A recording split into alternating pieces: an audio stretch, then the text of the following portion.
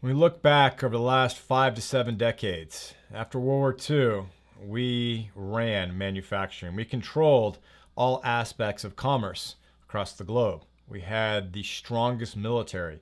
A factory worker could be able to be a homeowner, have a second lake cottage, 2 cars, 3 kids, 2 animals, and not worry about paying checks, not worrying about that second gig or overtime.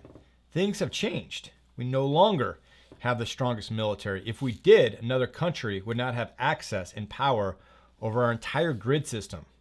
We wouldn't have 7,000 nuclear weapons pointed at us. We wouldn't have informational warfare. The economy is not going as the Trump administration wants you to think. The income difference, the inequality among Americans is only growing. In 2017, there was over 700,000 new millionaires, a billionaire every week. Yet, as the GDP has tripled, quadrupled over the last 30, 40, 50 years, as the American wages have maintained a different path, linear, if not any growth, while the GDP is exploding. And yet, what else has gone up? Costs. You have a $200 cell phone bill across your family. You have to pay for your water. You have to pay for your internet. You have to pay for any type of experience that involves transportation. Every single thing costs more, yet wages have stayed the same. Now, here are some alarming facts. The fact that people with zero net worth, zero net wealth, that are really struggling, they have the largest credit card debt of over $10,000 of any income class. That means that they have more credit card debt than somebody that has a $500,000 net worth. Another stat, we now have $20 trillion in debt. All the different old nuclear missile bombings, all the testing on our own lands, all the healthcare buyouts, the pharma fraud, the speculative cash bank bailouts, these trillions of dollars that we spent, we now have to take in $3.5 trillion in taxes. A lot of that from the middle class that shouldn't be paying. And the interest simply to pay for the $20 trillion in debt is now taking up over 20% of our income. That's income that can't go to inner cities. That's income that can't go to our educational system or our healthcare. So we are being owned by our debt on the public side and on the private side. As American citizens, the lowest economic class have now reached $1 trillion in credit card debt, almost $4 trillion in total debt. And this is debt that is not increasing your net worth. This isn't a mortgage payment, right? This isn't a car payment where you have some type of equity. This is just revolving debt. And the interest rate just got increased.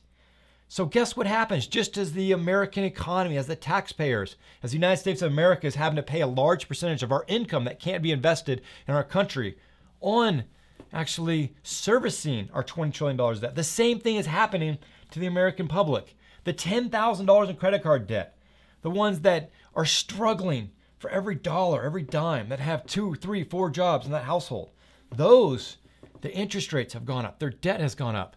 There will be more homelessness. There will be a recession. When you cannot have 20, 25, $30 trillion in debt with GDP growth currently, with poverty levels, with the speculative cash, the fact that even the middle class, the ones that have a couple $100,000 in equity in their house, the ones that have a couple kids at an Ivy League school, the ones that have homeownership, these still are 3 to 6 months out from bankruptcy. If they suddenly lost their job, if there was suddenly an attack on our country, if they suddenly weren't able to get credit, the illusion that Americans have, the hubris about our economic wealth, it's wrong.